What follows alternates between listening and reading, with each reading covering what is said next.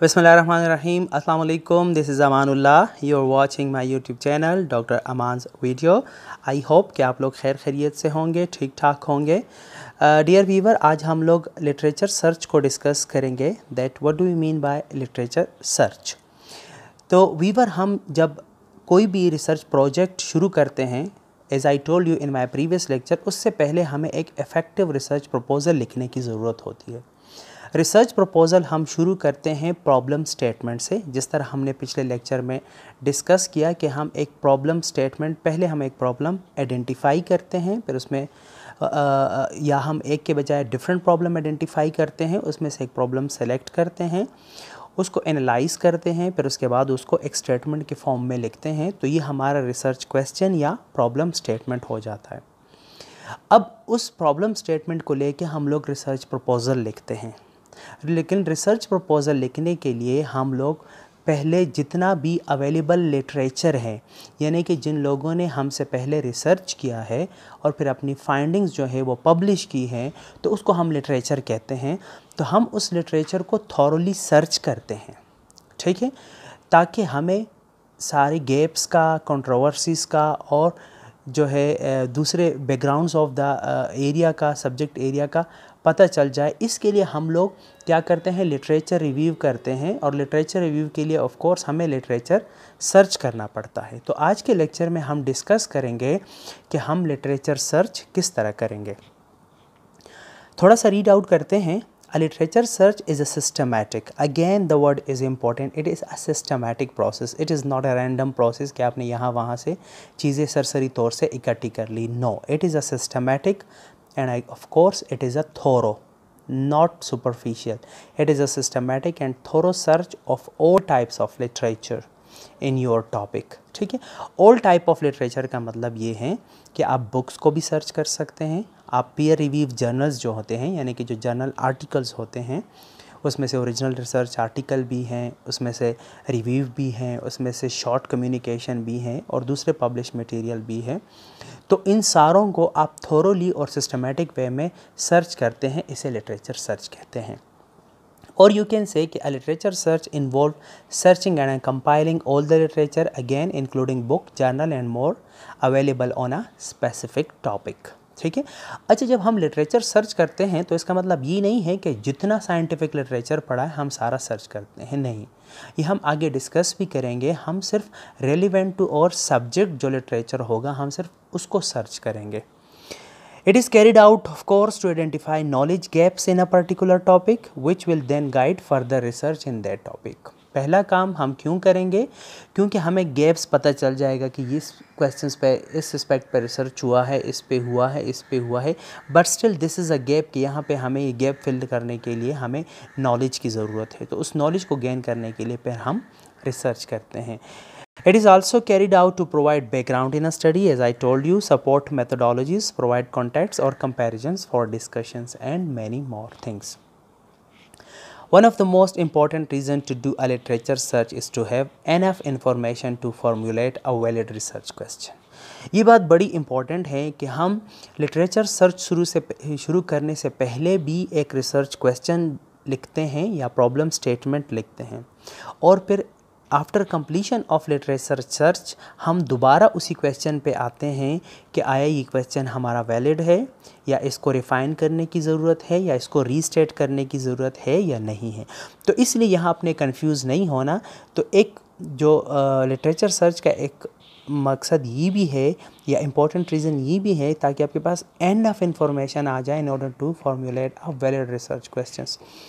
It's important before undertaking any research to fully understand the shape of the literature in the area. Of course, literature searching can be broken down into a series of literative steps. जब आप literature step search करते हैं तो इसके लिए आप series of steps follow करते हैं, एक step के बाद दूसरा, तीसरा और चौथा and so on until and unless कि आप अपना लिटरेचर सर्च कंप्लीट नहीं करते. Why literature search is important, हम ऑलरेडी थोड़ा सा डिस्कस भी कर चुके हैं. Literature search can be daunting, tiring and time consuming task. Of course, जब आप लिटरेचर सर्च करते हैं एक स्पेसिफिक टॉपिक्स पे, जब आप लिटरेचर सर्च करते हैं तो ये एक काफ़ी मुश्किल और थकाने वाला काम है. तो since this activity form the foundation for future research, it is essential for it to be absolutely comprehensive and accurate.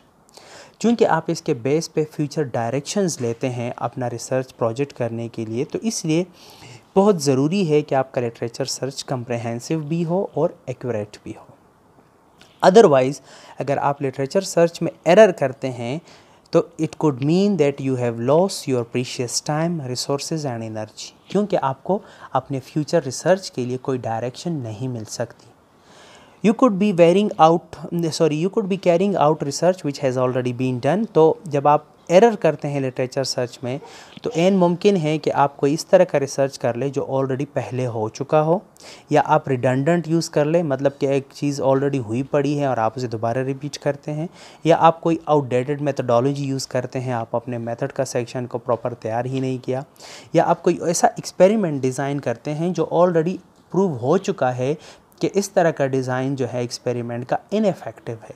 तो इसलिए थोरो रिसर्च जो है, सिस्टमेटिक और कंप्रहेंसिव एंड एक्यूरेट रिसर्च जो है वो future direction for your research product very important है। अगर आप इसमें एरर करते हैं तो इसकी वजह से आप मुख्तलिफ कॉन्सिक्वेंसेस फॉलो कर सकते हैं, जिसमें से रिडंडेंसी है, आउटडेटेड मैथडोलॉजीज़ है, designing ineffective experiments and so many other things which you can face as a result of error in literature search। तो इसलिए लिटरेचर सर्च जो है वो बहुत ज़्यादा इम्पॉर्टेंट है। लिटरेचर सर्च जो है ये एक प्रोसेस है जिसको हम एक फ्लो शीट की तरह लेकर जाते हैं। First of all you need to develop a research question in a specific subject area, जो हम प्रीवियस लेक्चर में डिस्कस कर चुके हैं। Make a list of relevant databases and text you will be search.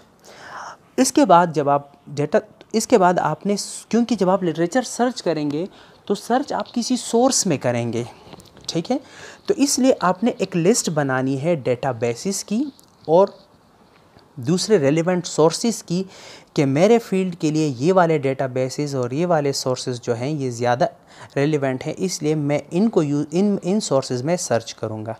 इसको थोड़ा सा आगे भी डिस्कस करेंगे, ठीक है।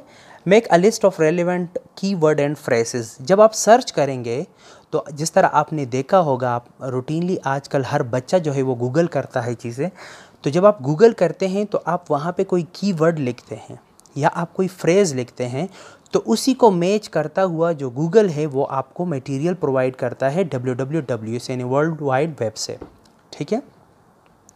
तो इसलिए जब आप डेटाबेसेस और दूसरे सोर्सेज को फाइनल कर लें या लिस्ट बना लें कि मैं ये सोर्सेज सर्च करूँगा, ये मेरे फील्ड से रिलेटेड है, तो फिर सर्च करने के लिए आपको अपने टॉपिक से रिलेटेड कीवर्ड बनाने पड़ते हैं, आपको फ्रेजेस बनाने पड़ते हैं। जैसे फॉर एग्जांपल मैं molecular epidemiology of staphylococcus aureus पे काम करना चाहता हूँ, तो फिर मैं डिफरेंट कीवर्ड बनाऊँगा, जैसे molecular epidemiology of MRSA, prevalence of MRSA across the globe. अब ये देखिए ये दोनों का एक ही मतलब है लेकिन वर्ड डिफरेंट है।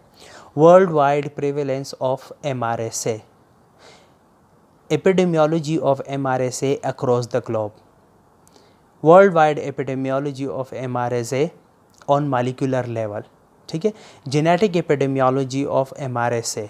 अब ये सारे एक तरह के टर्म्स हैं लेकिन वर्ड्स डिफरेंट हैं, तो इसलिए आपने कीवर्ड्स और फ्रेजेस डिज़ाइन करने हैं और start searching and make notes from each database to keep track back of your search. जब आप सर्च टर्म्स दें, कीवर्ड्स और फ्रेजेस को सर्च टर्म भी कहते हैं, जब आप सर्च टर्म यूज़ कर लें तो आप वो सर्च टर्म आप अपने साथ नोट भी कर लें और उसमें से जो अहम पॉइंट्स हो वो भी नोट कर लें, क्योंकि ऐन मुमकिन है कि आज आप बैठ जाएं और आप सर्च टर्म यूज़ कर लें, कल आप दोबारा बैठें और आप भूल जाएं कि मैंने कौन से सर्च टर्म यूज़ किए थे, तो आप दोबारा वही वाले सर्च टर्म रिपीट करते जाएं। इसे डेड एंड सर्च कहते हैं कि then you have forgotten your search term and you are using again and again the same keyword or phrases।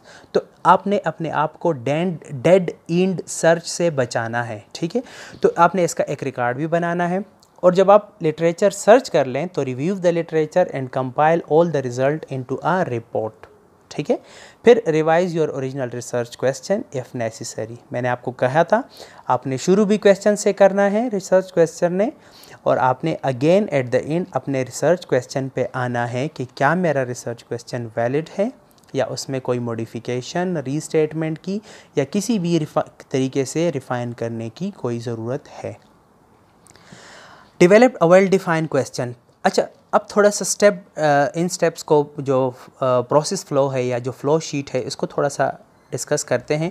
तो फर्स्ट ऑफ ऑल आप क्या करते हैं, develop a well defined question, हम ऑलरेडी डिस्कस कर चुके हैं। Starting of a literature review without a clear and focus research questions will mean that you will dig up a lot of literature not relevant to what you actually want, so develop a research question. ठीक है, अगर आप research question के बगैर literature search करते हैं तो आप खुद सोचें कि आपके पास कोई क्वेश्चन नहीं है तो आप हैज़र्ड तरीके में सर्च करेंगे, तो इसलिए आपके पास जितने भी सर्च के बाद जो कंटेंट आएगा, जो मटेरियल आएगा, तो वो मटेरियल आपके लिए रेलिवेंट मटेरियल नहीं होगा, क्योंकि आपके पास आपके जहन में कोई क्वेश्चन नहीं है रेलिवेंट जो क्वेश्चन आपको आगे गाइड करता है। तो इसलिए सबसे पहले आपने एक क्वेश्चन प्रिपेयर करना है जो फोकस हो, नॉट टू ब्रॉड और टू नैरो इन स्कोप, बहुत ज़्यादा वाइड रेंज और बहुत ज़्यादा नैरो रेंज नहीं होनी चाहिए उस क्वेश्चंस की, और complex enough to allow for research and analysis. Of course वो प्रॉब्लम स्टेटमेंट जिस तरह मैंने पिछले लेक्चर में आपको बताया था कि वो रिसर्चेबल प्रॉब्लम स्टेटमेंट होना चाहिए, क्योंकि कुछ प्रॉब्लम स्टेटमेंट या कुछ रिसर्च क्वेश्चन कुछ क्वेश्चन ऐसे होते हैं जो रिसर्च के बगैर आंसरेबल होते हैं। तो कम्प्लेक्स एनफ होना चाहिए ताकि वो रिसर्च और एनालिसिस के काबिल हो।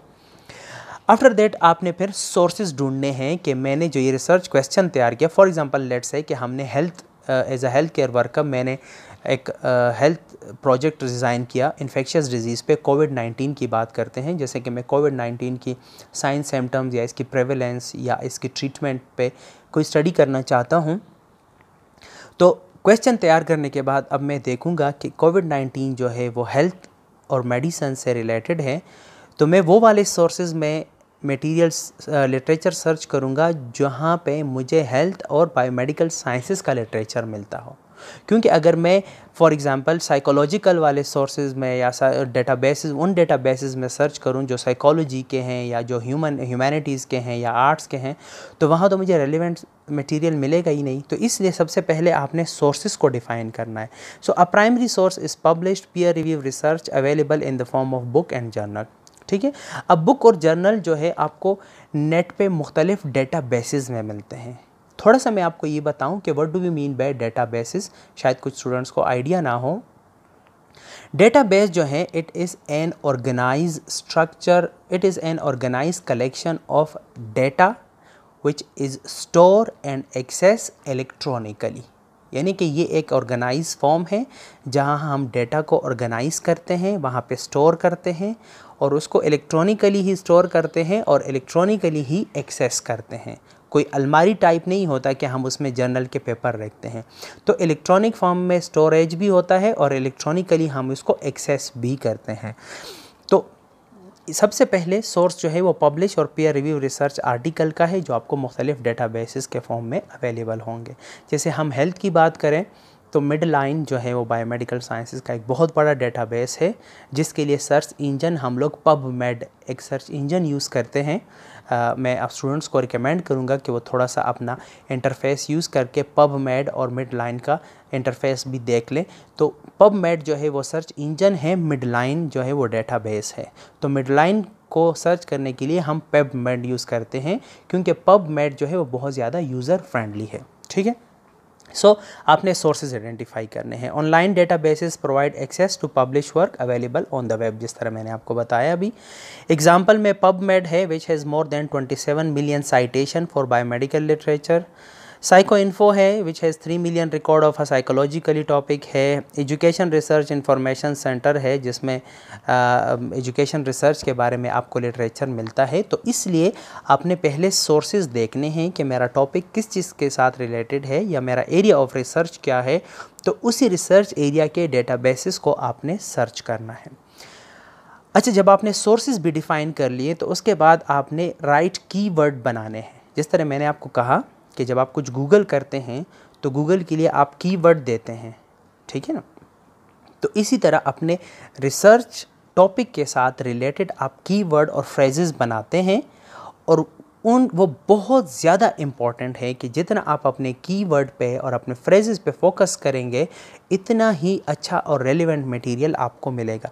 सो overlooking the importance of using the right keyword and phrases relevant to the topic mean that you could miss important information due to a weak search query. अगर आप सर्च क्वेरी वीक देते हैं तो of course आप जो है relevant information नहीं retrieve कर पाते. तो therefore it is very important to choose the right keyword in order to retrieve the relevant and credible literature. So read paper from different publication to familiarize yourself with writing style and keyword. जब आपको कोई एक relevant paper मिल जाए तो आप उसमें keyword देखते हैं, abstract के नीचे keyword लिखे होते हैं, उन keyword को आप यूज़ करते हैं. और इसके अलावा अगर वो बहुत ज़्यादा रेलिवेंट पेपर है तो फिर उसके रेफरेंसेस में जाके हम लोग और पेपर उसके ज़रिए निकालते हैं, क्योंकि वो बहुत ज़्यादा आसान हो जाता है कि अगर आपको पेपर मिलता है आप उसके रेफरेंसेस में जाते हैं और रेफरेंसेस से आप बआसानी बहुत अच्छी तरह लिटरेचर सर्च कर सकते हैं. Build a concept map of related keyword and phrases that might be related to your search. जिस तरह मैंने आपको बताया, example related keyword literature search are secondary search and systematic review. जिस तरह मैंने आपको MRSA की एग्जांपल दी, तो आपने इस तरह एक मैप बनाना है कि एक ही कॉन्सेप्ट्स के साथ डिफरेंट वर्डिंग में उस कॉन्सेप्ट को आपने बयान करना है. जिस तरह यहाँ इसने literature search, secondary search, systematic review लिखे हैं, तो ये बुनियादी जो थीम है, जो कॉन्सेप्ट है वो एक है लेकिन वर्ड्स डिफरेंट है. तो इसलिए इसी तरह आपने डिफरेंट कीवर्ड एक ही कॉन्सेप्ट के लिए डिज़ाइन करने हैं. और of course right keywords will lead you to the right place in order to retrieve the literature for your proposal और for your project.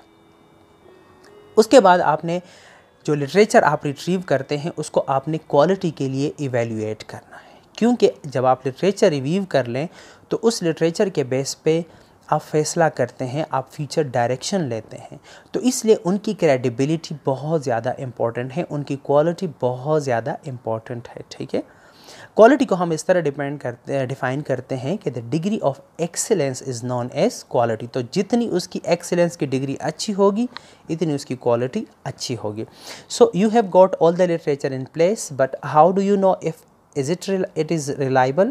Since you are going to be building your research on this information, therefore you need to have some quality control and make sure that sources are credible. Evaluate the credibility of the sources by asking these questions. In questions के अलावा और भी बहुत सारे questions आप quality check करने के लिए raise कर सकते हैं, but these are very important. Where was the research published? कहाँ publish हुआ है, कौन सा जर्नल है, पब्लिशर कौन सा है, क्योंकि हर चीज़ पब्लिश हो जाती है लेकिन आपने ये देखना है कि जर्नल कौन सा है, ISI इंडेक्स है या SI इंडेक्स नहीं है. SI इंडेक्स है तो उसका इम्पैक्ट फैक्टर कितना है, वो कितना नोवेल वर्क पब्लिश करता है. तो ये सारी चीज़ें आपने देखी. व्हेन वाज इट पब्लिश, क्योंकि बहुत ज़्यादा पुराना वर्क होगा तो फिर वो आउटडेटेड भी हो सकता है. Has it been peer reviewed? Peer reviewed को मैंने किसी प्रीवियस लेक्चर में भी डिस्कस किया था. जब ये जर्नल जो है ये आर्टिकल पब्लिश करते हैं तो आर्टिकल को पब्लिश करने से पहले ये पेयर रिव्यू करते हैं. पेयर जिस तरह हम उर्दू में कहते हैं, पेयर का वर्ड यूज़ होता है हम असर के लिए, जो बंदा आपके साथ कंटेम्प्रेरी हो नॉलेज में, डिग्री में, क्वालिफ़िकेशन में. ठीक है, तो चूँकि जब जर्नल के पास आर्टिकल पब्लिश होने के लिए भेजे जाते हैं तो जर्नल जो है वो दूसरे साइंटिस्ट को बेचता है, जो साइंटिस्ट उसी फील्ड में उसी बंदे का पीयर होता है, हम असर होता है क्वालिफ़िकेशन में और दूसरे कदोकामत में, यानी कि एकेडमिक्स रिकॉर्ड वगैरह सारी चीज़ों में दोनों ऑलमोस्ट इक्वल होते हैं. तो जर्नल आपका पेपर उठा के उस दूसरे एक्सपर्ट को भेजता है और उसको कहता है कि रिव्यू कर लो कि इसमें किसी चेंजेस की ज़रूरत है या ये रिजेक्ट होगा या ये पब्लिशेबल है हमारे जर्नल में. तो इस प्रोसेस को पीयर रिव्यू प्रोसेस कहता है. तो आपने ये देखना है कि आया ये जो पब्लिश मटेरियल है ये पीयर रिव्यू है. Does the author have good credential? Author कौन है, कहाँ से बिलोंग करता है. Is the article free from बाइस? आर्टिकल में तो कोई इंटेंशनल बाइस तो नहीं है, बिल्कुल न्यूट्रल और क्रेडिबल रिजल्ट्स हैं. तो ये सारी चीज़ें आपने देखनी है और इनमें से जो क्वालिटी वाला रिसर्च हो, क्वालिटी वाला जो लिटरेचर होता है उसको फिर आप सेलेक्ट करते हैं और उसके बेस पे फिर आप डिसीजंस लेते हैं. So reading your question, redefine your question at the end. जब आप उसमें लिटरेचर सेलेक्ट करते हैं, उसको रीड आउट करते हैं, तो आपका अपने सब्जेक्ट एरिया के बारे में एक सॉलिड बैकग्राउंड बन चुका होता है और आपने अपने नॉलेज फंड को बहुत ज़्यादा जो है डिटेल तक फैलाया हुआ होता है। तो इसलिए now you are able to redefine your questions. So now that the literature search is completed, you might be raring to go, but wait, it's not over yet. At the end of your search, you have to go back to square one, the research question. Is it still relevant and valid? Does it have to be revised? क्या ये फ़िलहाल इसी सूरत हाल में relevant और valid है या हमें इसको रिवाइज़ करने की ज़रूरत पड़ेगी? तो ये सारा प्रोसेस है लिटरेचर सर्च का।